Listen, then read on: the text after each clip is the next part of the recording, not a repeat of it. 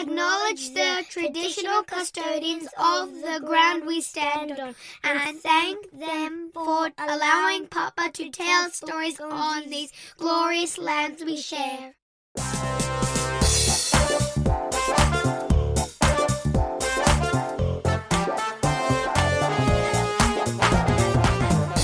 Hello and welcome to 3 Food Memories with me, Savas. For longer than I can poke a stick at, my company Plated has catered bloody delicious experiences for some of Australia's most extravagant and intimate soirees. Food connects us. It connects us to people, to places and to moments in time. These memories shape who we are and where we've come from. So come and break bread with my guests and I as they reveal far more about themselves than what they've tasted.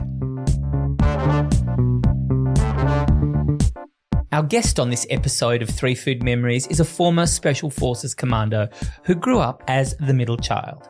Jan Brady, if you will, with a dad who was in the army and a mum who was an aerobics instructor. Like Dad, he joined the army, but when he was a kid, he also loved going to work with his mum at the aerobics classes she taught. Oh, the grapevines. Food in the Russell family was healthy, nutritious and fit for purpose. Chocolate and sweets were never to be seen. Knowing that these treats existed, he went on secret reconnaissance missions to the corner store where he devoured killer pythons and frogs. Did you pay for those, by the way? Of course I did. And his favourite heart-shaped candies with sweet little love notes written on them. Oh, our guest is a little love boo-boo. Wow. But his life since high school hasn't been all sweets and pops. In fact, it's been far from it. During his time in the army, Heston served 4 combat operation deployments to Afghanistan and the Middle East, multiple counter-terrorism operations, a year in the US Special Ops Command, and much more. Last year, he won a defamation case against the ABC linking him to war crimes in Afghanistan. But the sweet tooth is still here in a kind of kryptonite way for this Superman. These days, Heston pours his energies into veteran support group programs and doing what we all do to live a life free of prescription. Simply put, to be happy. Very true. Heston Russell, welcome to 3 Food Memories. Thank you so much for having me. A few years ago, you set up and funded the Australian Values Party, a party focused on the rights of veterans with policy positions on other subjects as well. Mm-hmm. What are these Australian values that you hold close to your heart? Well, in the military, everything's very values-based. It's sort of having the right person with the right attitudes that we can put into any mission. And actually, during my whole process of trying to hold the ABC accountable, I was offered by nearly all the political parties to become a senator. I went through the process for a few and didn't really like a lot of the values that were being pushed on me, essentially. And I actually did some research and found that we have an Australian values statement. So the Department of Immigration has a value statement that if you come into Australia to gain citizenship or on a visa, you actually have to sign and agree this Australian value statement. And it's respect for the freedom and dignity of the individual, commitment to the rule of law, equality of opportunity, regardless of any race, sex, gender, and the right to a fair go as well as a few others. So I didn't even know this was here. Most Australians who live here don't even know it's there. So I adopted that as the value statement. Essentially, any piece of legislation that was to be argued in Parliament would need to be justified against those values and how it affected the people. That was our grand plan, essentially. And growing up in suburban Brisbane, did any of that influence your Australian Values Party? No, I think particularly it's my life in the military. I didn't really, I had a mixed childhood as far as understanding my own identity, and it was only during really that institutionalisation that you get from going from school straight into the military and 16 years that I served in there and travelling the world and seeing different cultures and seeing how fortunate we have it here in Australia that shaped a lot of my philosophy there. So you were introduced to me by a mutual friend who was insistent that I have you on the podcast. Oh, there you go. So she sent me Vanessa. Oh, yes. Thanks, Vanessa. So she sent me to your socials, and as I was scrolling through, I was like, "Oh, here's another fucking queen." Oh, wow! Chubba chub. Judging a book by its cover, love chubba that. Chub puppy sucking on the dance floor. But then, as I went through it, I was like, "Hang on, there's a story here. Mm. And the more I scrolled, read stalk, the more I discovered there is a bigger story here that's not being told. Yeah. And it's part of the Australian story and it needs to be shared. What is this story? I don't know. I think for me, so much of the story has been about learning yourself within a society that loves labels and, you know, painting who you are from social media. And a lot of it's also been just about sort of being willing to break your own ground. I think particularly I've struggled right up until the last few years with my own identity, from military, special forces, never having a public profile, through to being thrust into the public profile, keeping my sexuality a secret because I wasn't comfortable with it, through to it being, you know, the way in which I probably gained most of my social media following. But coming from very humble and simple beginnings, I know there's always that lovely story about it. But I think for me, it's how fortunate we have it here in Australia, how unfortunately toxic a lot of our culture is, particularly this tall poppy cutting syndrome culture that I've definitely experienced a lot. But how, you know, when you have the right purpose and the right people around you and you get out of your own way, you can actually achieve a lot. And I think that's sort of been my lesson, particularly these last few years. How is lesson learning? I love it. I mean, I have a very pragmatic brain. I think it's very much ingrained through my military upbringing. I love solving problems, and particularly looking at something and asking, why is it that way, instead of settling for it simply is. And particularly a large part of what we're trained in the military is every time we do something, whether we succeed or we fail, you constantly have to do a review process, a deliberate review process, and always see, you know, did you just stumble across success? What were the failure points? And how can you continuously keep learning and innovating and evolving as people? And I think that's that mindset that I really enjoy. Has what you learned in the military challenged you? Yeah, definitely. In particular, I mean, I do a lot in the charity space at the moment, and it's just that shift in mindset where the military, as I said, is a values-based organisation. But at the end of the day, it's a for-purpose organisation. You're not chasing profit. And for example, when I talk about values, we would remove people from the special forces if they failed in integrity or teamwork or any of our other agreed values, even if they were the best performer. Whereas, as you could imagine, talking to corporates or life outside, if you don't represent yourself first, there's so much of a focus on performance and KPIs and less on about how you do what you do. There's far less accountability and enables people to have less integrity. And it's been a shift in just appreciating the different mindset and the different values of society in the majority versus an institution like the military.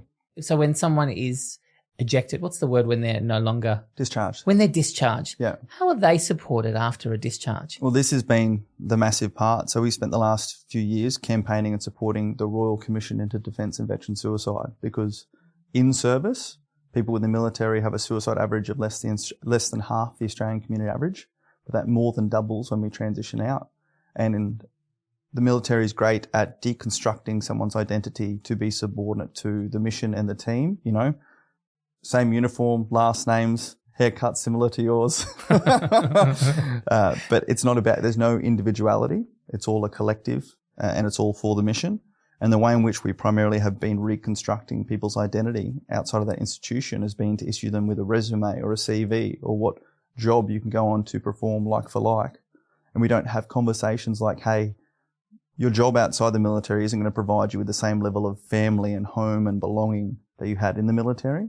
And also, because you've come from an institution where you're meant to put yourself last, to ask for help is kind of seen as a bit of failure, or it has been when I was in, to then all of a sudden be outside where you need to put yourself first and potentially ask for help, going from somewhere where you were, you know, so motivated by all the extrinsic factors going on, to what most of us develop ADHD and all the rest because we're so overstimulated but understimulated outside. It's a really difficult place, and we haven't been doing that with people who have transitioned. We've been using civilian contractors and all this other thing. So this is one of the large findings of the Royal Commission. We need to put a lot more funding and support into standing up, particularly a veteran-led organisation, to do that. So, and what was the pivotal moment for this change? I really struggled in my own mental health, and I left the military. I took long service leave to move my boyfriend to Australia and opened up Barry's boot camp. He was an instructor in LA. 2015, I was posted over to the US for a year with their special forces, and I started taking Barry's. I loved it. I'd actually snapped my patella tendon the year before, and the first time I ran was in a red room on a Woodway treadmill. But long story short, I ended up dating Blake, who was a Barry's instructor in LA. And when I got back from my last deployment to Iraq in 2016, I went and lived in LA to be with him. And then I started opening new studios internationally, new studios for Barry's corporate. And then they opened up franchising to Australia, and I partnered with a group called the Fitness and Lifestyle Group, who owns Fitness First and all that, to open Barry's in Sydney, Melbourne and Singapore. Your first food memory is the cookie cake. Oh, okay. Why have you chosen this? Well, like I said, 2015, when I was in the US, I was actually stationed at a place called Fort Benning or Columbus, Georgia, now south of Atlanta. And Blake's on the Park in Atlanta was the first gay club I actually snuck out to.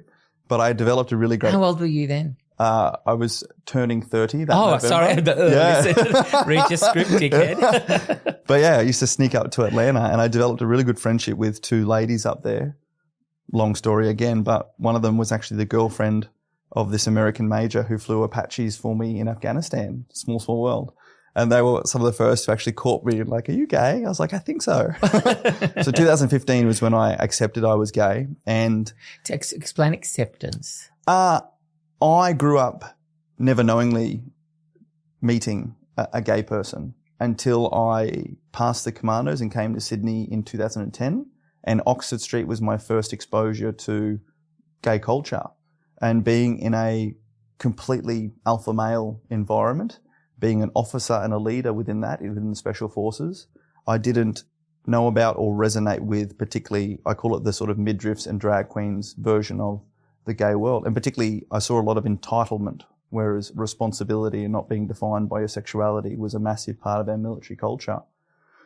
So when I went to the US and I started traveling to places like LA and New York, I really started to meet some very successful, very professional gay men that I didn't even know were gay until perhaps someone else told me. So it really helped me identify I could be my own brand. And there was just a click that happened in my brain one day. I was like, oh, I am gay. I don't need to be defined by it. I don't need to be scared by it. I just need to embrace it and be comfortable with it. So yeah, anyway, fast forward to November that year, my birthday, 9th of November. I had my friends threw me a 30th birthday party. Actually, it was before I went overseas because I was deploying overseas with the Americans for 4 months into the year. So before I deployed, they had a birthday for me in Atlanta. And I think my mum even came over for it and everything. Anyway, I don't like sponge cakes. I've never liked sponge cakes, like your traditional birthday cakes. So I usually always like the ice cream cake after having a McDonald's ice cream cake at a childhood party. Yeah. But they surprised me with this cookie cake. You know, it's as thin as like a pizza, a thin crust pizza, and as big as a pizza. And I think Mrs. Fields was the brand. I never had one before because, I mean, Australia, you think of a cookie and it's more like a biscuit, bit dry. Yeah. It is still to this day the best cake I've ever had. And whenever I go to the US, I always try and have one. Describe it to us. Oh, so size of a pizza, kind of the consistency of what a Subway cookie is these days, but a little bit gooier. You've done the research. Yeah. But just better. I mean, it had all the trimmings, just like it was dressed like a cake with icing, and it had. Was it chewy? Was it fudgy? Chewy and gooey, and best when even slightly warm as well. Oh. And was it an element? Obviously it was sweet, but there was an element of salt to it. Yeah, savory. Yeah, it just hit all the taste buds. Oh, and so Moorish, which is a word that Americans don't know as well. So were you eating this thing? Oh, wow, this is so Moorish. I remember I was like, oh, this is so Moorish. And they're like, is that like Amish? I'm like, no, Moorish. You have to Google and show them your phone. And anyway, yeah. You have a close connection to the US. In fact, you're going to the US in a few days. Friday, for Halloween. Yes. You spoke briefly about your deployment with the US in 2015. Yeah. Australians have a strong military connection to the US. Mm-hmm. Give me an idea of how important this alliance is. Keep it unclassified because I don't want them to come and get me. No. No, massively. I mean, the US is the big brother and US is the big power as far as the Western world goes for military. I haven't deployed overseas yet without having some form of interaction with either US military or US agencies, particularly in Afghanistan. Like, we flew in American helicopters out to every mission. We really have quite a embedded partnership with them. I also find the US culture is so very different. I think that's why I enjoy it in the US as well. They have really had to viscerally understand the need for a defense force, from Pearl Harbor through to their Twin Towers. Most people have someone in their military that they're connected with. Corporate America really stands up and, like, thank you for your service is a really big thing.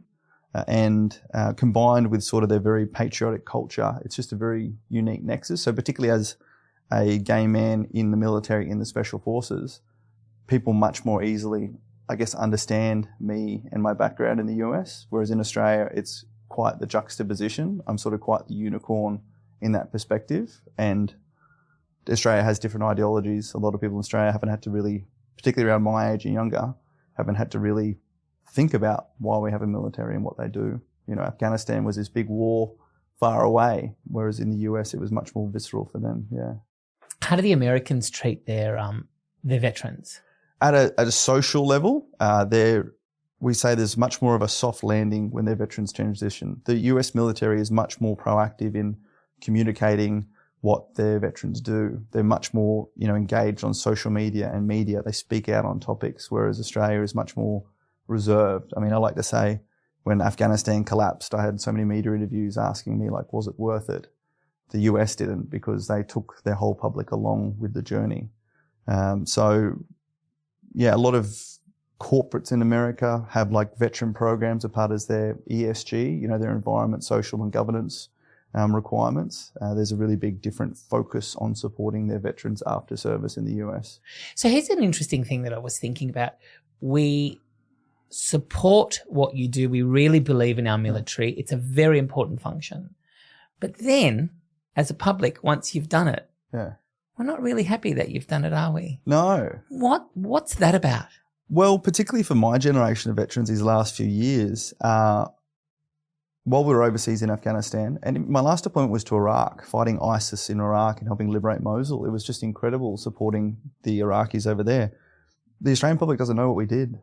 We didn't invest enough in telling the stories. Why aren't we telling them?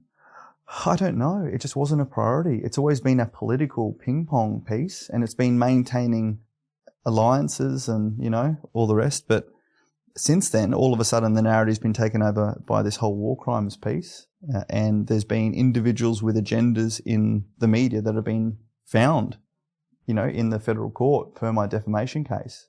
And there's just been a lack of understanding of what actually happens in war, which is also part of our job. Like, our job's not just to protect people physically, but also mentally and emotionally from, like, the traumas that are war. But to answer your question bluntly, I think it's a lack of leadership in Australia, particularly in the US, where they've had some of these issues where media have tried to attack. They've had generals and politicians stand forward and say, like, we're not having this. This is not what happens. Whereas in Australia, it's risk aversion. Do you think it's also got to do a bit of the fact that there's no real threat here? This is God's country. Agreed. Ignorance is bliss, and our isolation is so dangerous down here. It's in my what opinion. actually all the things that we love about this country are the things that work against us too, don't they? Well, I have a saying overseas: when there's no war outside the wire, the conflict comes within. Particularly, say that one more time. When there's no war outside the wire, conflict comes within.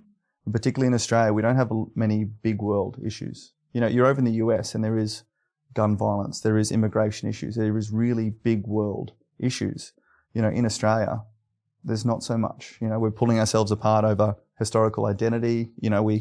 Which is deeply important. Absolutely. Yeah. But this is the whole thing. We're pulling ourselves apart over it as opposed to having discussions. It's being taken over by politics as opposed to, like, unified leadership. It's also that thing of we don't know who we are because we don't know where we've come from. Well, I think Australia has this terrible knack of just continuously looking forward and not actually sitting down and studying what many of our forefathers and foremothers wrote. Like I said at the start of this, we have a value statement. You go back and you actually read through the first two verses of the national anthem. You go back and read some of the Constitution. There's actually fantastic bedrock there. But as is the nature of our culture, we're caught up in the current news cycle and the next, and about grabbing attention and grabbing new things instead of doing, like, a deep dive study of where we've come from. And I was in Coachella in the US actually at the start of this year. dancing away with a friend. No lollipops. I knew you were going to say that. And he's a black American friend of mine, and he just turned to me and he's like, I only just found out recently that Australia came from being a penal colony. He's like, do you think that explains a lot of your culture? I was like, what do you mean? He's like, not a prisoner culture, but a jailer culture, like step out of line, get whacked, be seen to progressive by the others, get pulled back down. Lots of rules, lots of regulations, being told what to do by people who don't usually do it themselves. Close the borders, isolate yourselves. I was like, yeah, that's quite insightful. It is quite and confronting too, because look at what happened in the last 4 years with the pandemic. It's like there it all is. Well, that's what they got to see. And unfortunately, that's how much it damaged our international reputation. I mean, again, I look at the US and Australia, like, we have 3 layers of government. Like the Westminster system is federal down to local. We have state in between, like similar to the US, but we have the same levels and layers of government for a country that has 340 million people. But let's be clear, you're proudly Australian. I mean, 5 generations of my family served and fought in the military. I'm proudly Australian, but I think we've got it wrong. And I think instead of spending the time to do what we did in the military when we get it wrong, to reflect and review, we're caught up in what's the next political segue to help win public opinion. And we're not actually focusing on deliberately looking to improve ourselves. We're looking on winning public opinion to win votes. And I think a lot of Australians are actually sick of that. And we've gone on a really deep political conversation here, which I haven't done for a while. We can, that's okay. So it all comes from the brownie. The cookie cake. Everyone needs more cookie cake and you'd be happy. What was in this cookie cake, by the way? It was just lots of little like chocolate. They weren't like Smarties, but just gooey chocolate. Oh. There you go.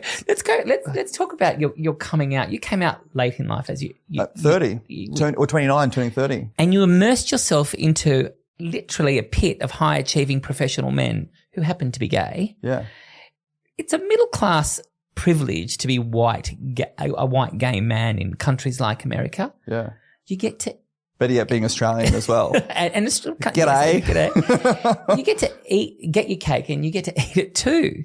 But coming from a life of military training and a boy from Brizzy, did you find this initial initiation overwhelming? To be honest, I still do.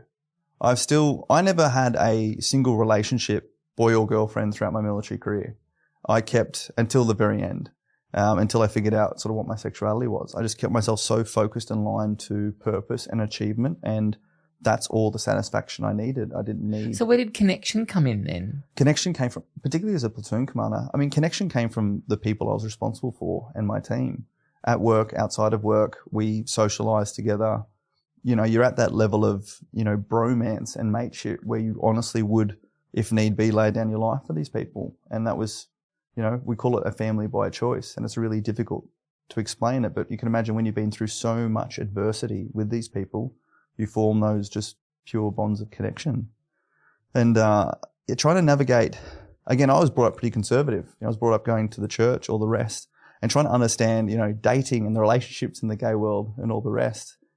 Loyalty is one of my biggest values. God, you're in trouble. Yeah, I know, exactly. And it's been a lot for me to learn. And I see a psychologist and a psychiatrist each week as a proactive approach to my mental health.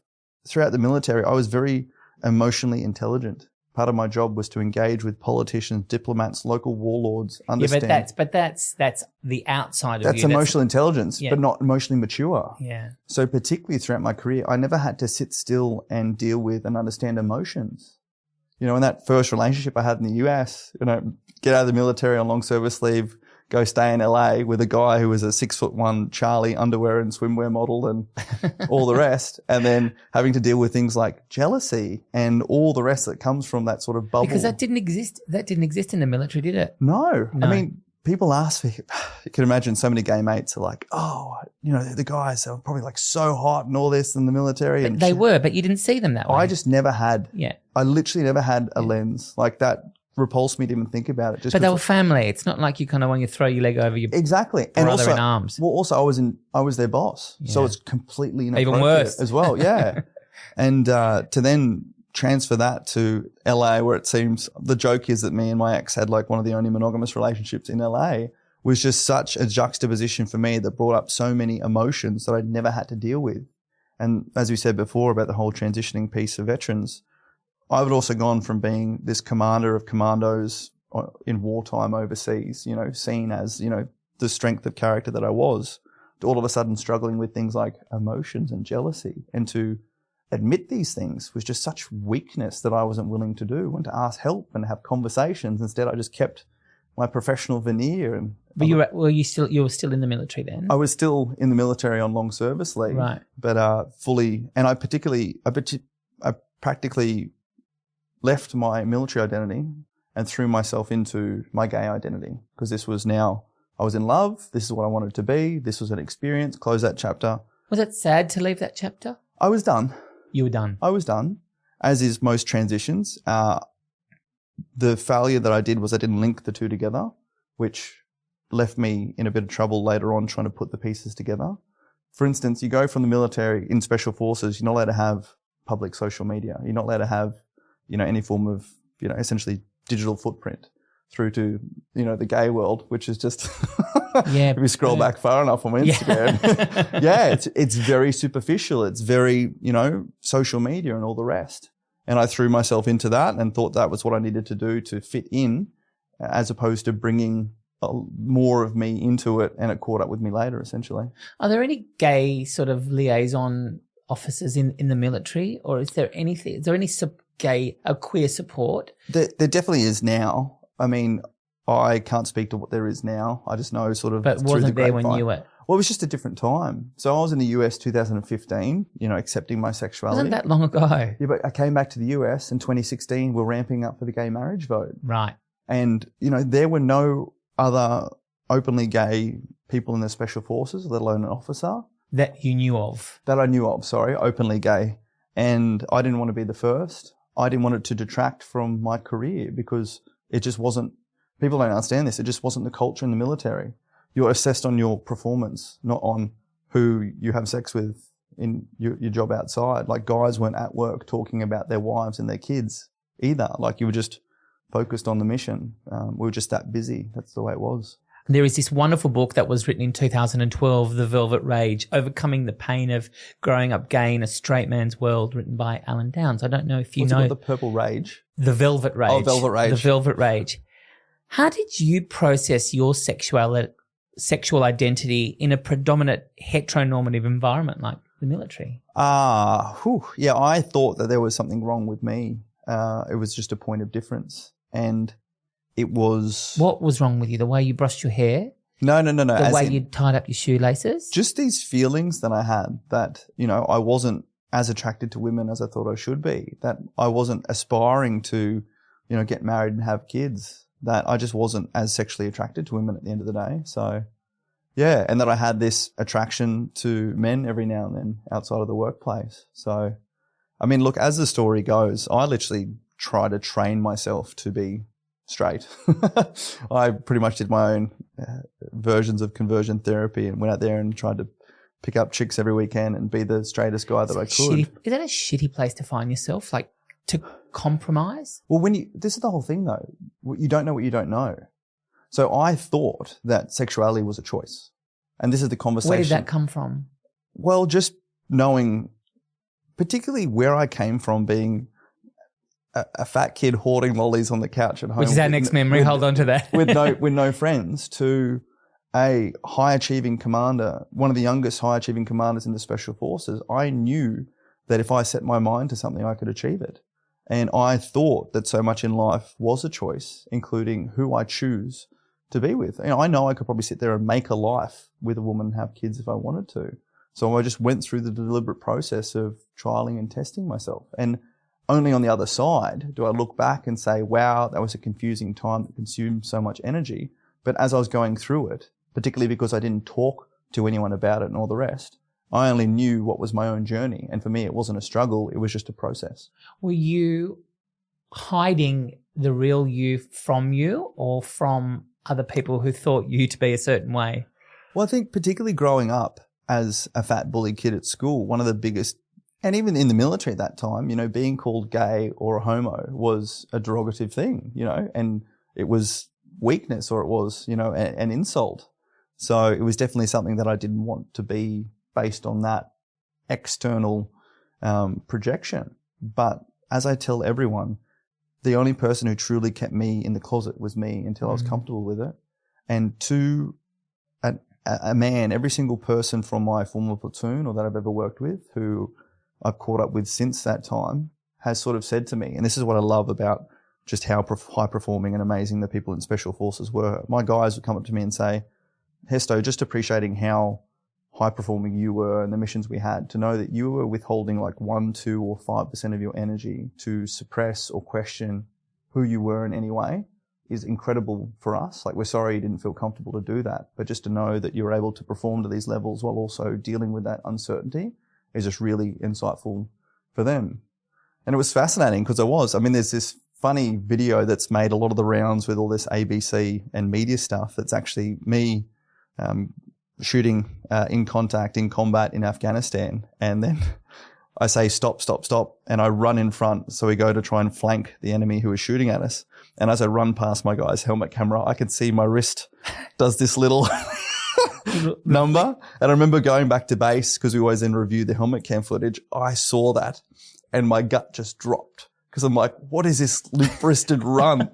And none of the guys said anything, but it's just, funny how that's where my mindset was at. As opposed to like, I'm there fighting for my life in combat. I'm like, you could have done it a bit more straight, man. Do you think they noticed? Well, I've since said no, but I'm the guy who's like in that video. I'm like, what the fuck am I doing with my wrist? They're like, oh, boss doing a bit of a curtsy on the side or something.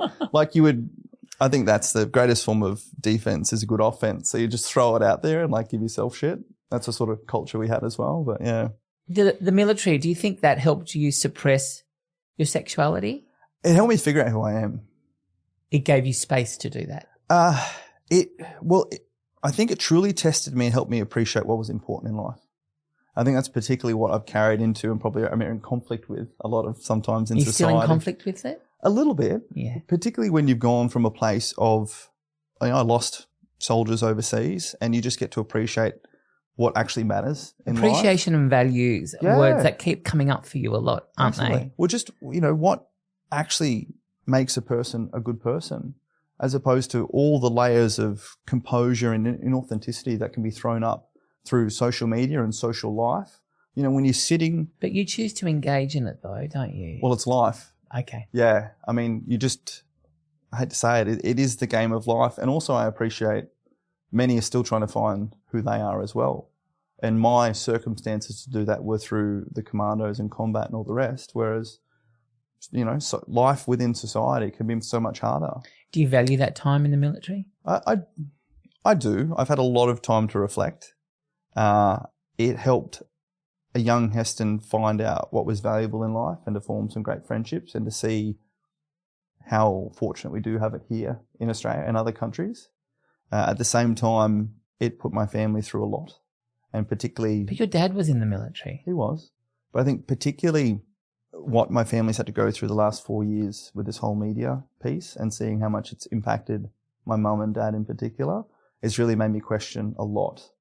While my service was fantastic, the society back here that was responsible for sending us and supporting us afterwards has actually been the key area of failing, hence why I've campaigned for things like the Royal Commission. Let's go back to a younger Heston. Oh, God. Bags of lollies. Oh, God. Like lollies were your go-to. Oh, they were my emotional eating. Emotional eating was my jam, yeah.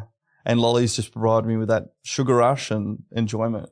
You light up. Your face lights up when you talk about it. It is a happy place, but yeah, I really struggled socially. I think from a young age. Primary school, I was great. I was really good in sports and athletics and all the rest. And then I think parents sort of divorced grade 5. Which back then wasn't the normal. And I remember I particularly struggled. Did you start going through puberty back then? At that same time? Sorry to No. I was a late bloomer. I was until like grade 8. Oh, wow. Yeah. Or 9 in high school. Yeah, I was a late, 7 or 8. Yeah. But particularly grade 8 and 9 in high school, I just put on the weight. I was 5'6", 80 kilos. I've still got stretch marks on my thighs from when I was a big fat boy. Yeah. So things changed for you like that? Massively, yeah. And particularly for me, emotional eating became... Did you know it as emotional eating at the time? No, I've since through therapy, I've been educated. Thousands of dollars. Fortunately, I get a lot of that through the Veterans Affairs. But yeah, just hiding away. This was back in the times of, you have to dial up on the phone. to speak to friends on the weekends. And I was never able to form connections enough with people where they would call me up on the weekends and want to hang out. It was a very lonely time for me. One of my saddest childhood memories is just the constantly sitting there waiting for someone to call saying, do you want to hang out? Do you want to have a sleepover?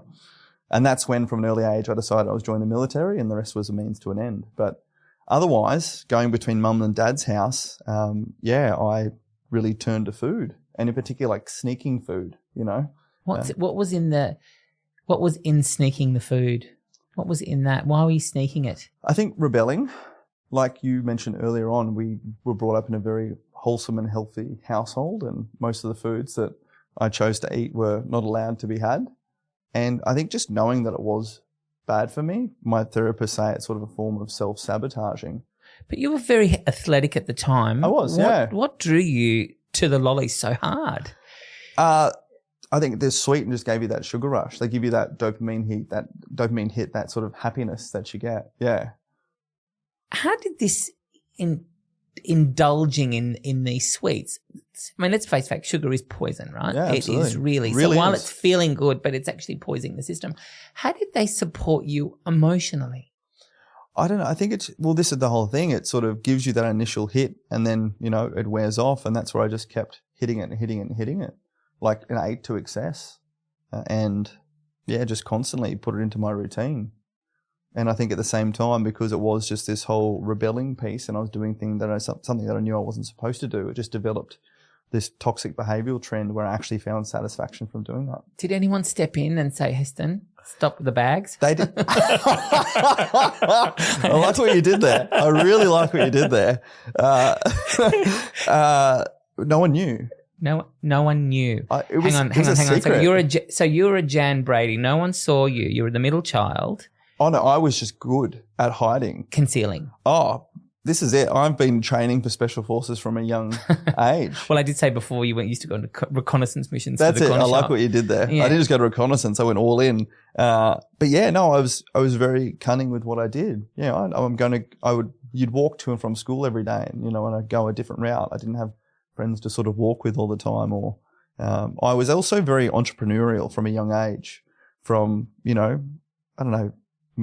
growing plants in vegetables in the garden and selling them at the local market, through to I bred mice and rats and sold them at the local market. I know I was really good at saving my money and my pocket money, and I would, always be able to sort of. So what, rats and mice and whatever aside, what vegetables were you growing in the garden? Oh, snow peas, carrots, beetroots. Were you eating them? No. No, we ate very healthy at home. Mum's always maintained a vegetable garden and herbs and all the rest. And everything that I ate was in addition to, as opposed to instead of. Was there a joy in that exchange of selling people?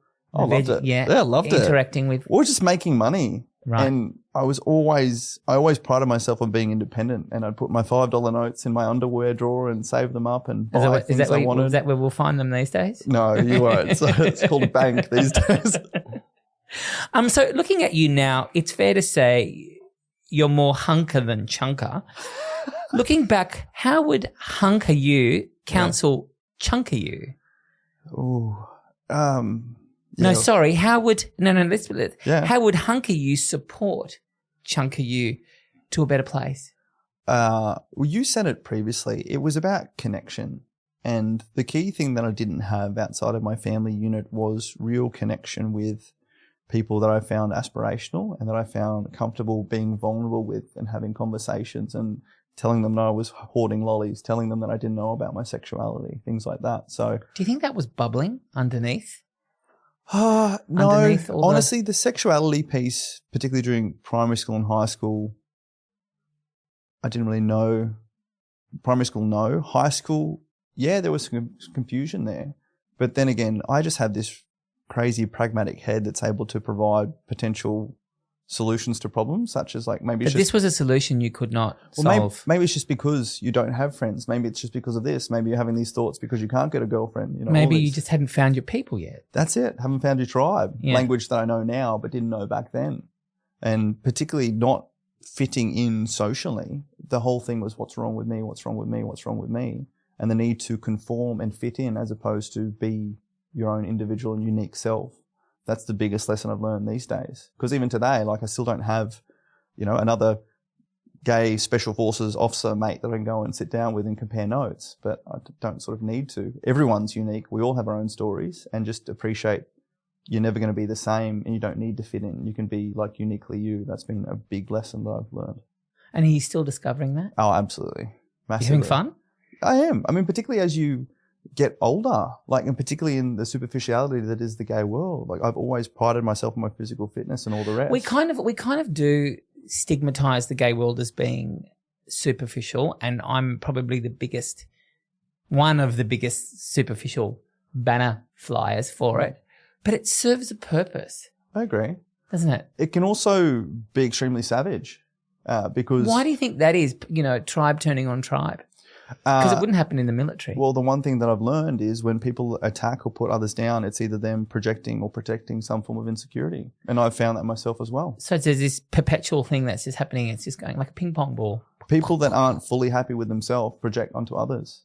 And particularly in the gay community, when I see some people who, don't have the ripped abs and all this, particularly when I see someone who 1 year at Mardi Gras was just, chiseled from stone, and then I know they've been through something like a relationship breakdown or something, and their physique is not to the same standard, and you can see it affect them mentally.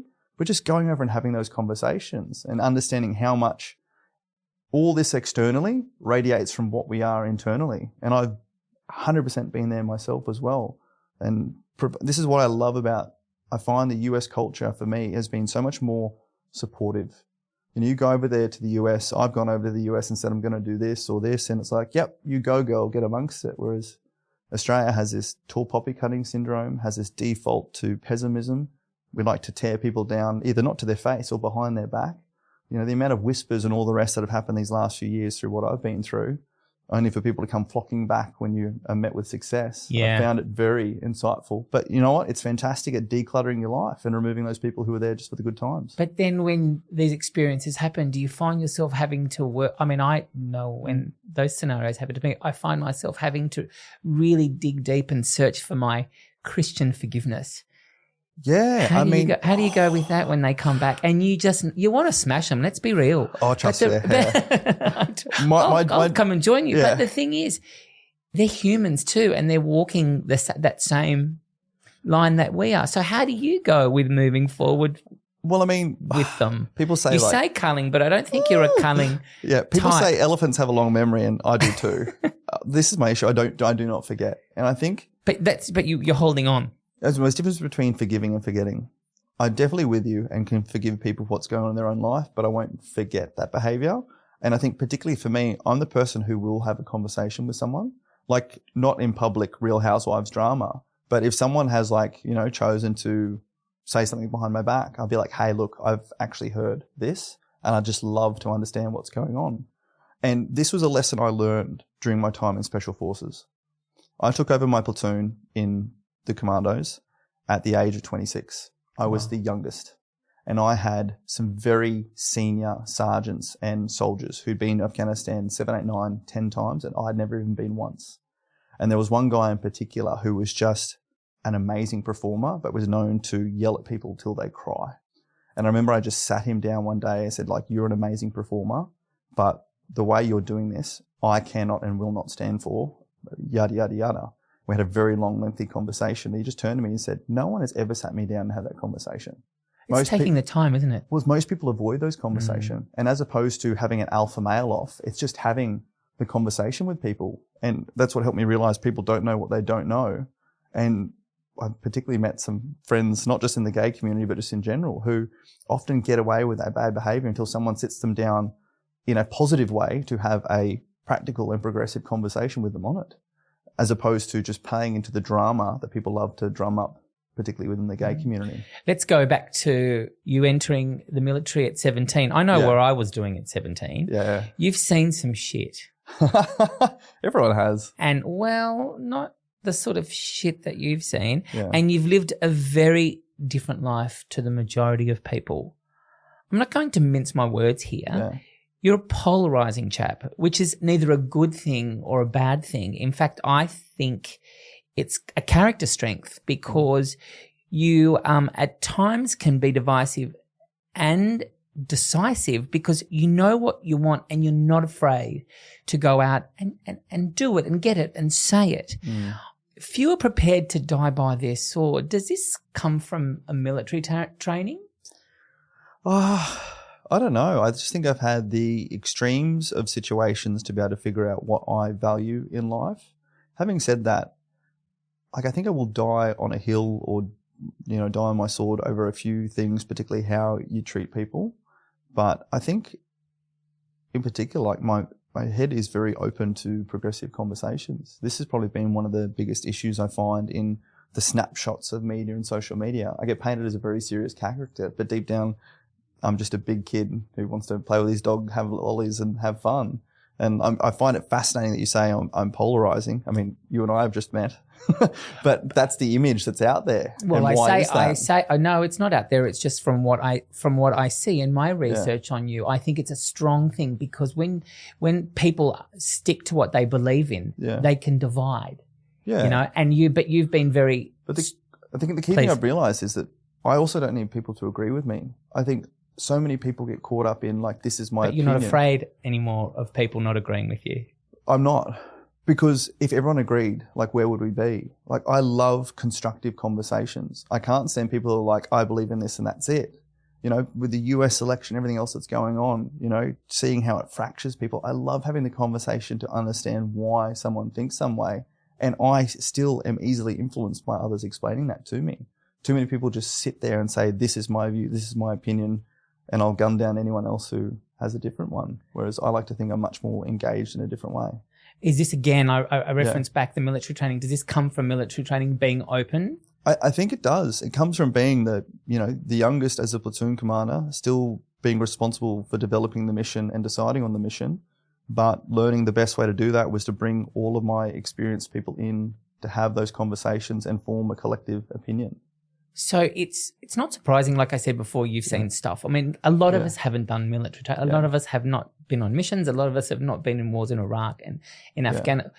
A lot of us have not seen that part of life. The crazy thing is, at the end of the day, to summarize it, you're provided with such an overwhelming purpose, be that life or death or supporting others, that it pushes past any personal issues. It pushes past any requirement for, I'll say, diversity for a diversity's sake. Like you get to see the true diversity of people through their thoughts, through their emotions, through their values, through their experiences, through the insights they bring to the mission, to the plan and all that. You get brought together with the war outside the wire that brings people together in purpose and forges, those experiences under the most extremes of adversity and shows you what's valuable in life. But then you've also got to temper it when you come back in, when you're not provided with that overwhelming purpose, and actually appreciate and treat people like the emotive humans that we are. That's been the big lesson learned. And still on a young human, I mean, you really haven't experienced much of life, have you? No. Like I'm smart in military operations, forming teams, taking someone from mediocre to high performance, all the rest. But I suck at relationships. I still suck at truly connecting with people outside of purpose. My love language is acts of service, and I find it great being with people to do things, but just sitting still and being accepted for who I am. I still struggle with the superficialities of the regular world, let alone the gay world. Yeah, there's still a lot that I need to learn, for sure. Do you think you'll ever find your place? That's what my current mission is. That's why I'm going back to the US on Friday. I have more of a tribe there. I'd love to move to the US for a bit to get back over there in that culture. But you're right. It's finding your tribe and finding that connection. That's where I'm still not struggling, still learning. Yeah. Let's move on to your third memory. Let's do it. Afghan lamb. Yeah. Yeah. Yeah. Fascinating. It's very un-Australian, but I'm not a big lamb person. Wow. Yeah. Chicken is your... I've done the research. Greek as well. I fucking love lamb. I love lamb. I love cold lamb. I love it. Yeah. Any old way, lamb. Lamity lamb. But chicken is your favourite meat. But in this particular memory, Afghan lamb. Afghan lamb. I don't want to be inappropriate here, but you know how like camels store water in their humps? So in Afghanistan, they had these sheep that stored water in their backsides. Like they literally had these big bubbly butts when they moved. They just shook from side to side. It was just like water. Beyonce. We called them Beyonce sheep.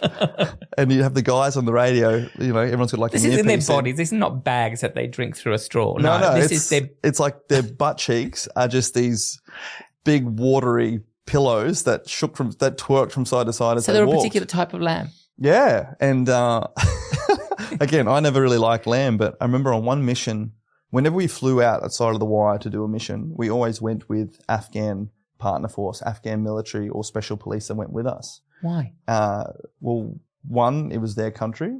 And two, they were fantastic at integrating into the human terrain. They spoke the language. They could go, that person's from Pakistan, not from Afghanistan. They shouldn't be here.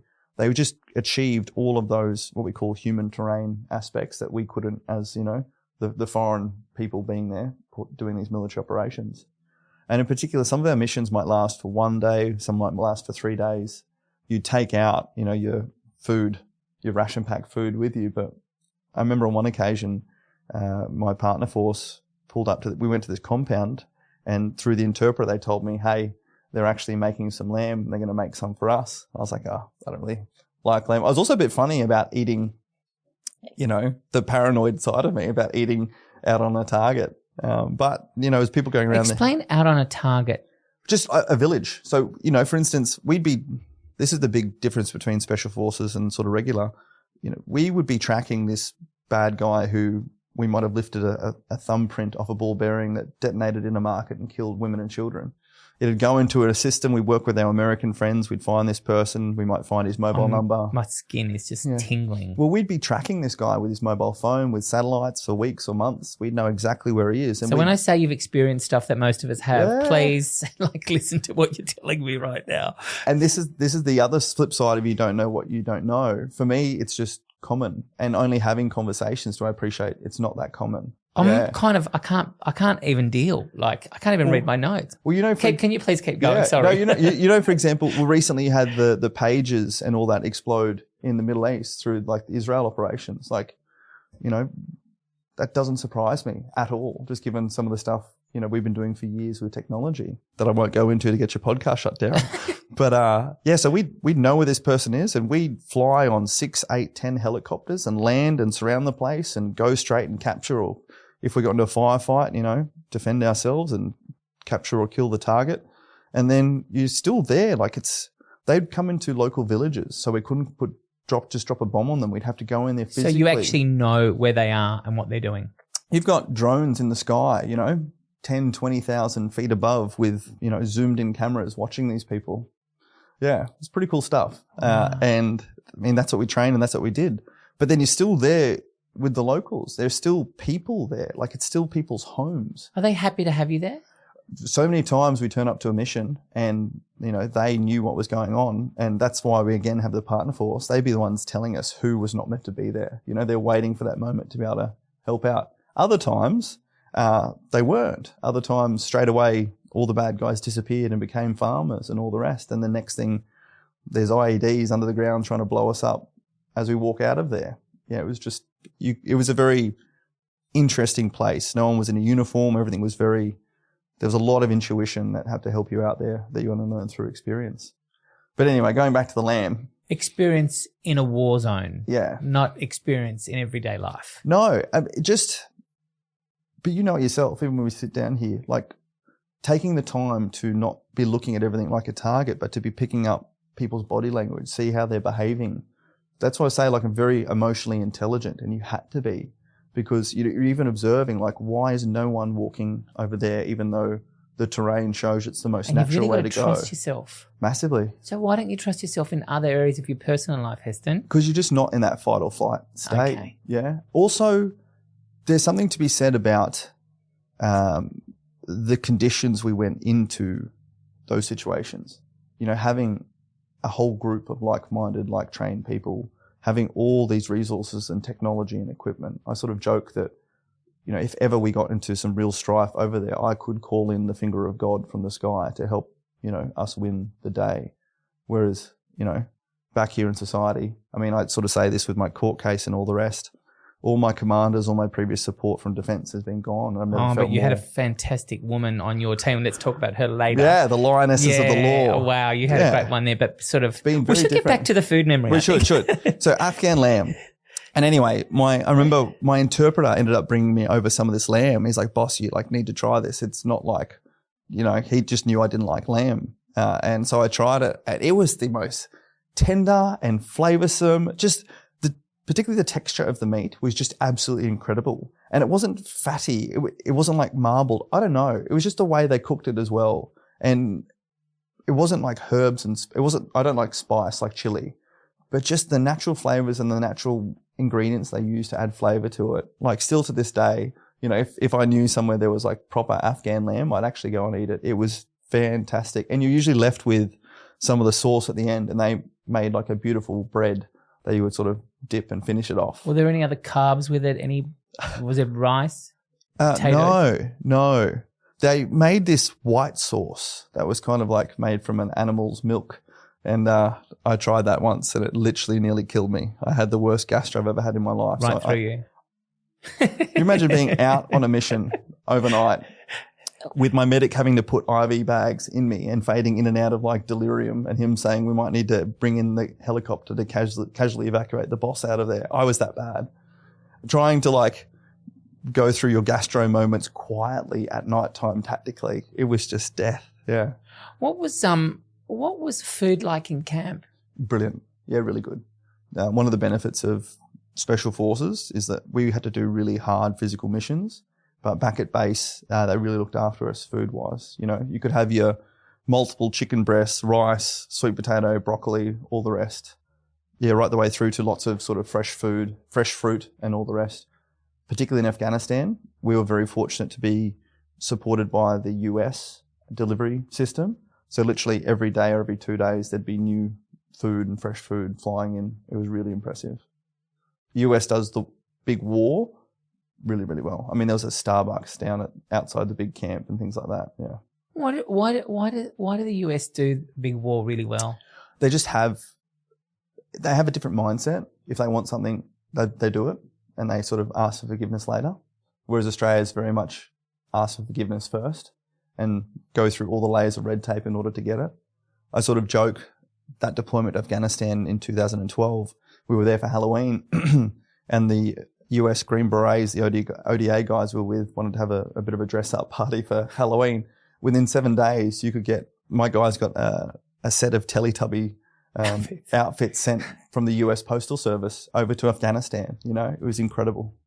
Your social cause, it's an Australian first initiative that you set up and poured buckets of money into. It's called the Veteran Games. Yes. What is the Veteran Games? So a lot of people know about the Invictus Games, which is about getting sick, injured and ill veterans back into adaptive sports like wheelchair rugby, all this sort of stuff. The Royal Commission particularly identified that the highest at-risk demographic of mental ill health and suicidality was young men under the age of 40 or veterans under the age of 40 who are still physically capable but have loss of purpose, loss of community connection, and this loss of identity piece. So we developed the Veteran Games, which requires them to reach out and form their own team of 8 to 10, so establishing that connection, and then train up with a purpose to compete in activities drawn from their military identity. So obstacle courses, casualty evacuations, navigating these obstacles with a stretcher and with equipment, going back to some of the fundamentals we're all taught during our basic military training. And it's run over a weekend at the Gold Coast. And what we also do is bring in vendors from veteran services. There might be a veteran financial service or an allied health provider or physio. We have ice baths, all the rest.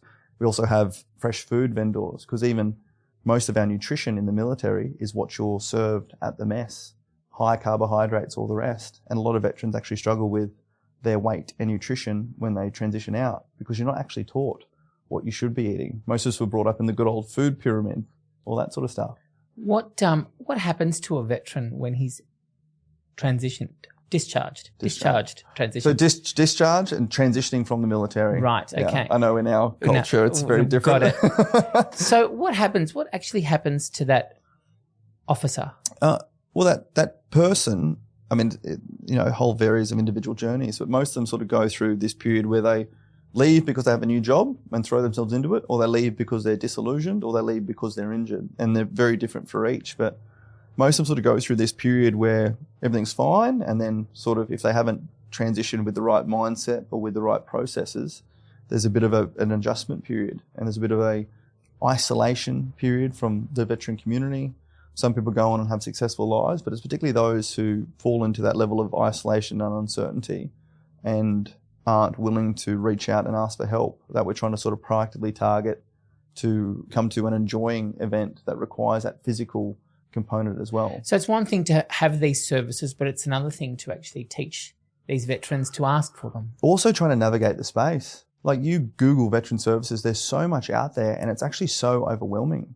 And in particular, it's about, reassembling the tribe. It takes a village not only to raise a child, but to help people sometimes rediscover who they are outside of purpose and community. So it's about assembling some of these services for them to bring their families, to bring their kids, and go have conversations face to face, instead of sit there over line and be overwhelmed by so much of the information and content that's out there. How important are the veteran games to the community? Really, really important. I mean, we just had our second games this year. It's doubled in size from the previous year.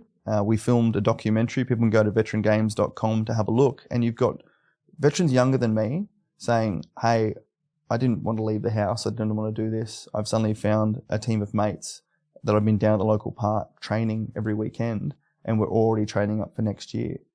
Giving them that purpose, giving them that community and that connection. So it's more than a competition. It's more than a tough mudder. Oh, massively. Yeah. It's all about getting people to engage in physical activity, knowing the mental health benefits they have, but more importantly, to connect with a team to do so. And also because you're connecting with people who have had some form of a similar journey to you, the conversations flow more naturally. Your ability to be vulnerable flows more naturally, and there's actually real progression. And particularly when I have veterans come up to me and say, hey, you speaking out about your own mental health struggles and all the rest has realised that I'm allowed to do that as well, and has given me permission to do that. And it's just providing that space to be vulnerable and also learn, hey, what did you do to help yourself out? I did this, this and this. I go see this doctor. I go see this physio. Learning through others, which again is what I realised I wish I had throughout my career, discovering my own sexuality.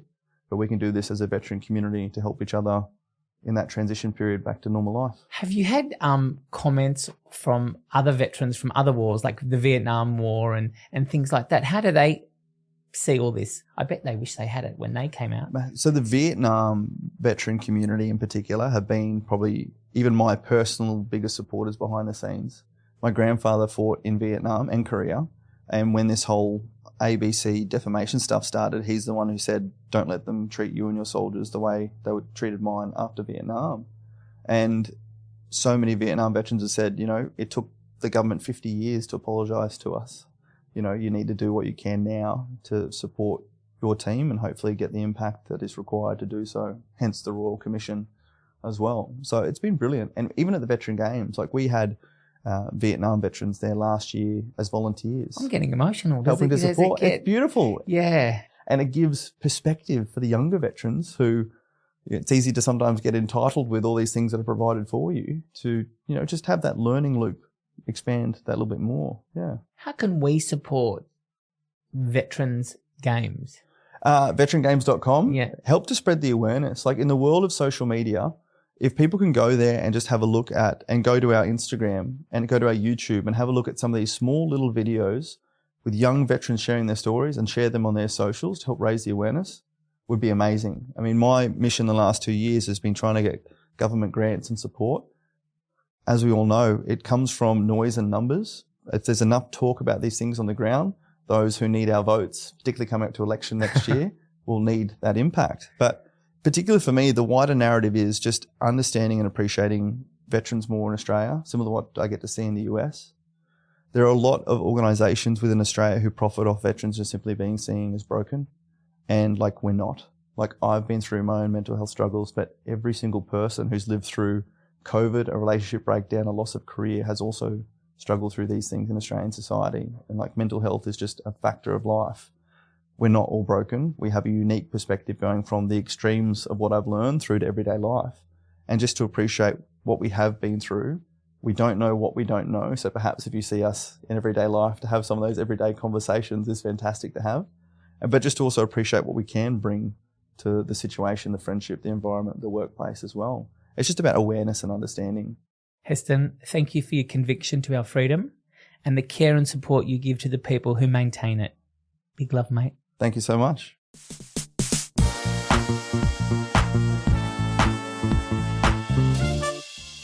That's it for this episode of 3 Food Memories. In our next episode, the final for 2024, you'll meet the fabulous and very cherubable Christian Hull. What's on fire? What's going on? Beep, beep, beep, beep, beep, beep, beep, beep, beep. And then I go, oh my God, I left the eggs on. And so I'm like fanning the smoke away to see what's happened. It was probably like 2 a.m. Be sure to spread the TFM love and check out our 50-plus back episodes. They're still as fabulous as they were when they were freshly shucked. And if you loved this episode, call or text a mate and tell them all about it. For all things TFM, head to the socials at 3 Food Memories and at Savas Savas. For more info and to send us a message, head to 3foodmemories.com. 3 Food Memories is produced and edited by Lauren McWhirter with original score by Russell Torrance. Nasta kalafili and bye for now. Thank you for listening to Papa's podcast. Don't forget to like and subscribe.